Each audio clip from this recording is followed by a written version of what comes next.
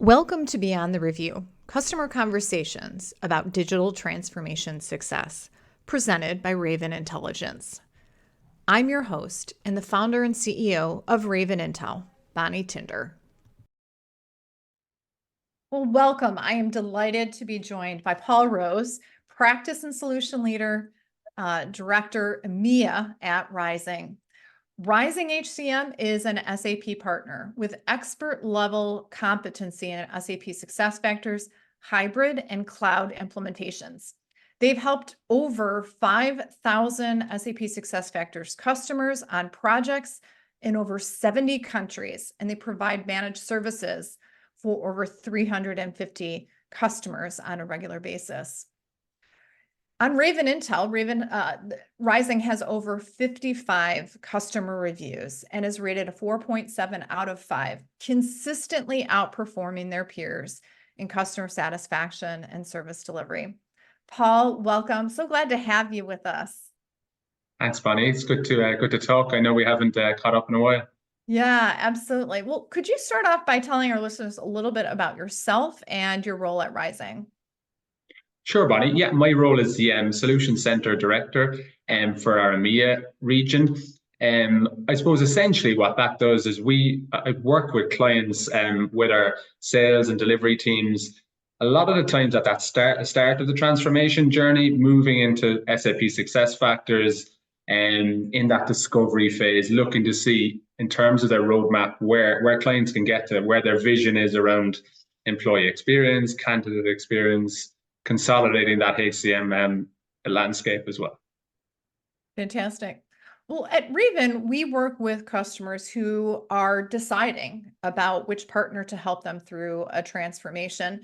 What, in your perspective, are some of the things that a customer should look for when selecting a consulting partner for their project? Yeah, it's a challenging question, isn't it, Bonnie? I mean, it's such a competitive environment, especially in recent years. I suppose what's key really is, I mean, it is a people business, isn't it? And you want to have that trust around consultants. And SAP have worked extremely hard in trying to assess the certification level of certain consultants. I know at Rizing we really place a huge focus on certification, so that professional level certification ideally, and if not the associate level certification. So for consultants, for clients, the most important thing for a SuccessFactors project is to have those experienced and skilled consultants as well that have certifications. And there's also other avenues around it, other key components around maybe the partner expert badge that a number of partners have as well. But ultimately, really in that discovery or in the partner selection phase, understanding the skills and the certifications, the experience, and even getting into conversations early with the consultants, with potentially the project team, it's going to be a key. It's going to make that decision-making process a lot easier and more effective.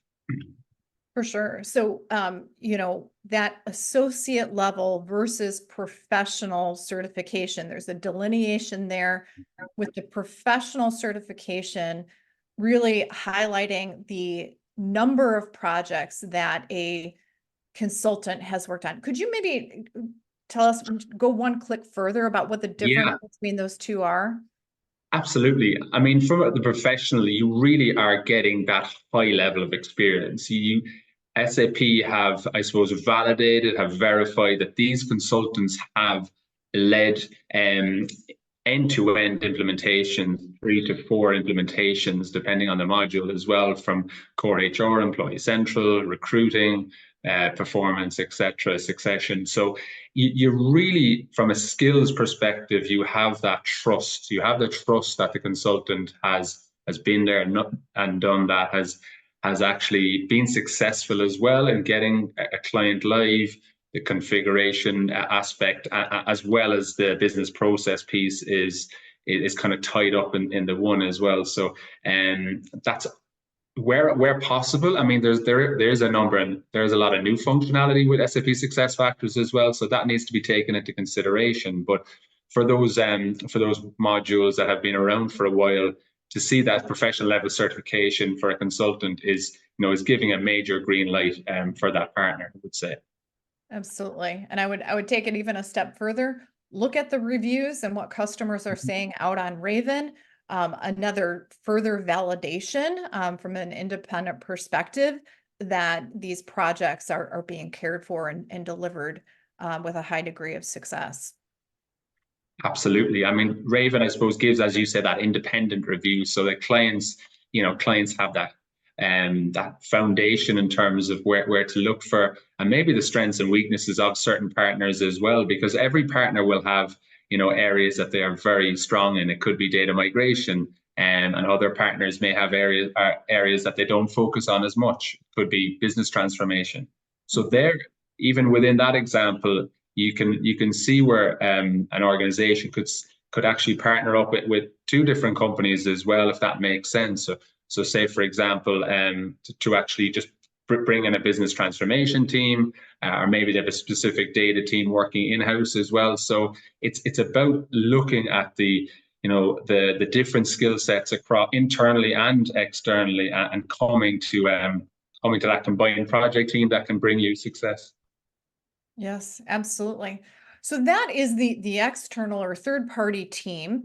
What about the internal team that gets assigned? How can a customer assess their internal talent or skills to identify who they need or the gaps that they have, and, if need be, upskill for more effective outcomes? What are the ways that you can test for that internally?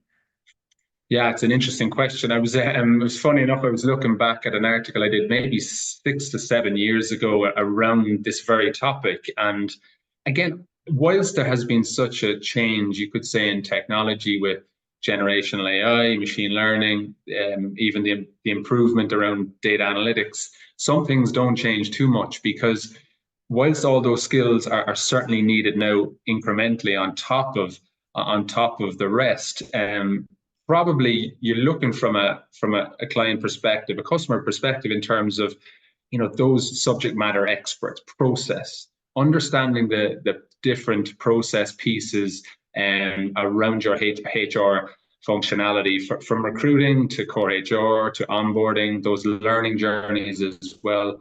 So process is key. Do you have those process experts internally that can really drive you to standardization and streamlining of those work streams? Because most of the clients, Bonnie, and you've seen it as well, they run into those challenges working on these complex global deployments. Can you get that agreement? Can you get agreement across regions? Can you get agreement across functions? Extremely challenging. And that probably ties back into the change management piece, which I know we've talked about on a number of occasions. Do you have the change management resources, or do you have to could you rely on a partner there as well? So again, for every organization, it's different. Some have that confidence around change, and some feel that they actually need to bring in dedicated change experts as well. So I suppose those are two. Not to ramble on too long, I mean, the old data migration piece, the data side is so integral, so critical as well.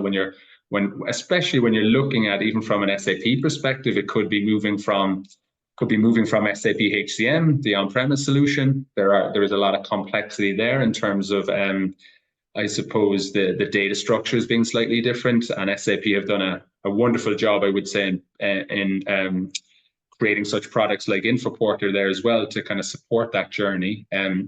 So perhaps those types of data skills will always be important. Testing then as well is another area of niche skills needed, really, because to test from understanding testing from a real SaaS cloud perspective can be quite different as well. So those are some of the areas, I guess, that come to mind in terms of clients really need to have a confidence going into this journey that they have the availability of process, of transformation, change, data, testing, and then your overall solution architect, solution design as well is key. So you choose the right team externally, you get your team assembled internally. As you mentioned, this is a people business, and these technology projects are about the people and the dynamic of the team. And as a part of that, you might expect that there's going to be change on these projects, right? Team turnover, whether that's internal team turnover, potentially external, your third party team might change as well. When we look at projects, the rate of change we see is 60%. So 60% of the time, a customer is going to experience some change on the course of a project. These projects are long, and as much as you can avoid it, you do that, but it's inevitable. With that said, what are some of the things that a customer can do when presented with a team change? How can they ensure a smooth transition when the inevitable happens?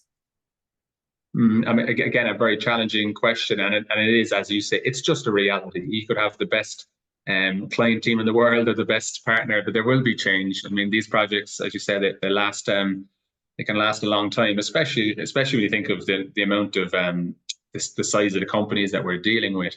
And I suppose in terms of the mechanisms that they can kind of safeguard, I would say having more than that single person dependency is key. And documentation then comes into play as well. But the single person dependency, where you expect to have subject matter experts in each work stream, in each HR area, from recruiting to learning, from to core HR onboarding, for example. But you need to have those folks that are advising then as well on the organization side. You need to have I suppose an advisory, really, if you want to call it an advisory council, and people behind that are still able to support some of those decisions and understand the reasons for key design decisions. And that's where documentation comes in as well. So if there is a reason for one of the subject matter experts leaving the program, what was the reason? What was the justification they decided to build a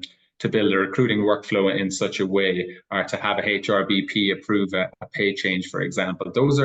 That's key, because that will give you at least some context as to why the decision was made, when it was made, and some justification as well. So I suppose avoiding or safeguard or mitigating against that single person dependency is probably the biggest area of focus for clients.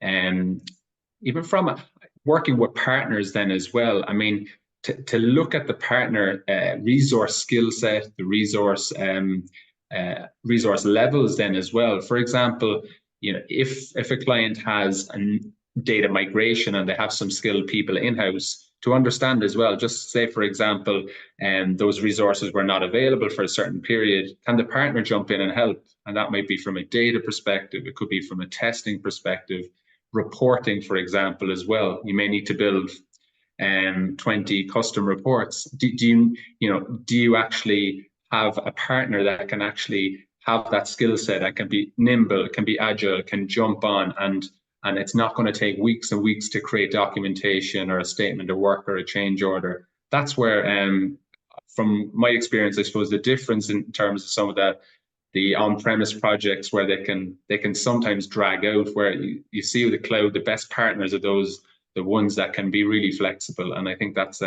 important. Yeah. So that documentation, ensuring that decisions that were made during the process then can be moved and live on with the new members of the team. Yes, exactly. And I suppose having for each key role, having the backup assigned as well at the start of the project, understanding they're not going to be on every project meeting and they may not have the full context, but at least there's a mitigation in place again. I can think of one project there a couple of years back where we had the client had a really, really skilled reporting and analytics person, but they were savvy enough to actually have a backup as well. And this lady was not as experienced, but she had, during the course of the project, was constantly upskilling, constantly learning from her mentor, if you want. And when that mentor decided to actually leave the program, was able to jump in, and there wasn't as much pain as there would have been without without that skills, the upskilling of that person. Yeah. Fantastic. So, now thinking about the end of a project, what are the best strategies for customers to keep in mind post implementation then? And, thinking even beyond that, managed services and things like that. What are some of the decision factors a client should have at the end of the project to keep all of the hard work and success that they had going through the lifetime of the software? Yeah, good question. I suppose what we see often is those HRS administrators coming in probably too late in the project and not having an understanding of why something was done, or even understanding the system in any great detail. And that's where I think clients, organizations can really get ahead there in terms of, I suppose, that transition from implementation to support there as well. And with that as well, deciding on a support partner early, whether it's the existing implementation partner, whether it's a new partner, but understanding then so that it allows the relationship between the HRA, the SuccessFactors administrator, and the new support partner or the existing implementation partner to really to have clear lines of business process, understanding how they work, the ticketing system, because that communication and hitting the ground running is going to be key. With SuccessFactors, it's obviously moved from 4 releases to 2 in recent years, but there's still a lot of change, and it's like anything. I mean, it's like a garden. It needs that constant nurturing as well. So what's important is that there is clearly a relief at some stage when the client goes live, when the organization goes live with SuccessFactors, for example, or Workday or Oracle. But there needs to be that understanding. There needs to be constant investment. And you've seen, Bonnie, in the last year or two, the amount of investment SAP are putting into certainly around that talent intelligence hub, all that skills ontology area. It's going to need a support partner that has that you really you have a really great relationship with and you can trust as well. For sure. Well, for the last part of our discussion together, we thought it would be fun to do a game of red, yellow, or green light. So put yourself in a customer's shoes, and we're going to go through a couple of scenarios. And I want you to tell our listeners, do you think it is a red light situation, yellow, or green being a good situation? Okay. First one, you are a SuccessFactors client preparing for a full suite implementation. So moving to the product for the first time. The partner that you're recommended by your salesperson or account executive has a very good name, well-known name, I should say. And in order to expedite the process, you get a quote from them on the implementation and move forward. Red, yellow, or green? It's definitely not a green, because I don't think that due diligence has been done, but it potentially is probably a yellow, I would say. A yellow dependent on, I would say, strong references there as well, and potentially a discovery also. Potentially, maybe it's an 8 to 10 week discovery if it is a large international global client with with a complex HRIS landscape. Then I would say it's potentially a yellow with the potential for a green as well if certain measures, if there's a positive discovery period, if the commercials make sense, and the strong references plus Raven Intel reviews then as well. So combination. Love it. Okay, second one, rapid implementation. 120 days, you're going to go live. And you're really not prepared, but you figure you can do the cleanup later. Red, yellow, or green? I suppose I probably would not have never been a huge fan of rapid implementations, and that one probably it does annoy me a little bit, because from a rapid deployment perspective, it's all about readiness, and that's the same case in terms of a rapid deployment or even a longer term implementation as well. So if the readiness is there and if there's a commitment towards standardization, then then okay. But in reality, a rapid deployment of 120 days without any process consolidation, without any true understanding of what the business outcomes are, it's a red for me, Bonnie, in this one, I think. Sounds good. Yeah, I would agree. Red unless you really fit in a box. So. Yeah. Okay, so you are given a strict budget, and the quotes from the different partners that you're looking at are $100,000 beyond what you were initially earmarked for. To save money, you cut the change management effort in half. So that was the first area that you looked to cut. Red, yellow, or green? Mhm. I would say yellow with again the potential for green, because this is one of the areas, again, with any project, you're not going to get the unlimited budget. It's just not possible. I mean, everyone would want the unlimited budget to work with from a process, from a data, from a reporting perspective.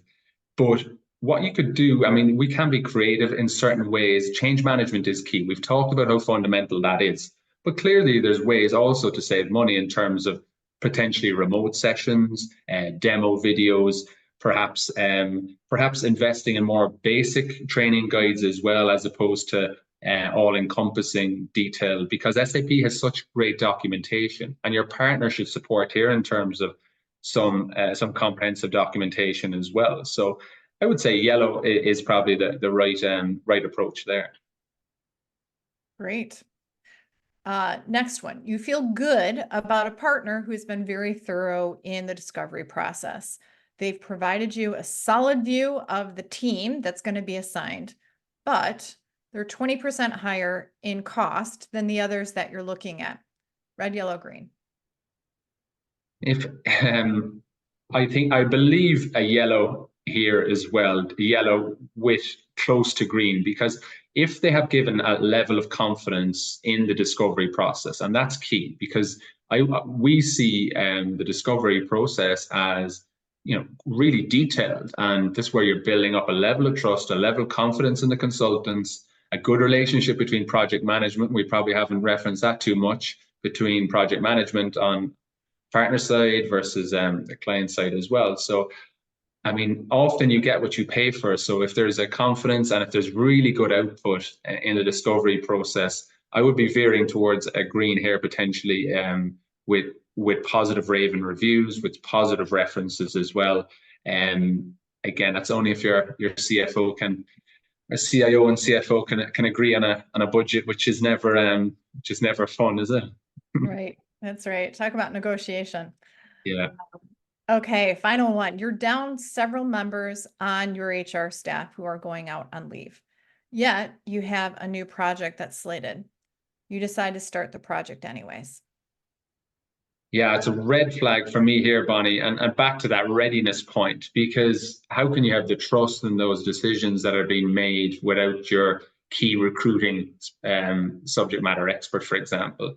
These workflows in essence can be complex, and will take it'll take a lot of change, take a lot of transformation. So if you're making decisions that you just don't have the long-term confidence on, what we see often is you're going to be reworking, which is okay to an extent, but you don't want to be absolutely ripping and replacing after implementing a cloud product such as SuccessFactors. So certainly see that as a red flag. Again, you need, if it is perhaps a module, perhaps an area that isn't as comprehensive, where you really have the trust in the partner to roll out a standard product, you can maybe survive without one or two key resources. But in general, I would suppose it probably makes more sense to hold the project until those resources are available. Absolutely. Great answer.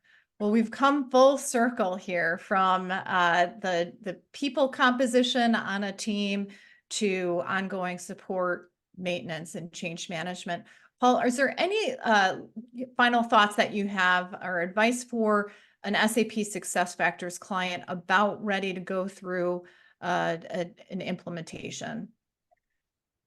No, I think I suppose we've talked about how key it is, that fundamental, and that really committing, I suppose, at the start of the program, in terms of resources available, really committing to say, okay, these are full-time roles. For example, project manager, data lead, and perhaps the process lead as well for the first maybe 1 to 2 iterations where the processes can be consolidated. So I think it's just that commitment to being ready and working then with a partner that is nimble, that's agile, has the right rate of Intel reviews, has the right pedigree in the area as well. So it's no program is perfect, but again, those little, I suppose, those the readiness piece is going to lead you to a positive outcome, Bonnie, I think.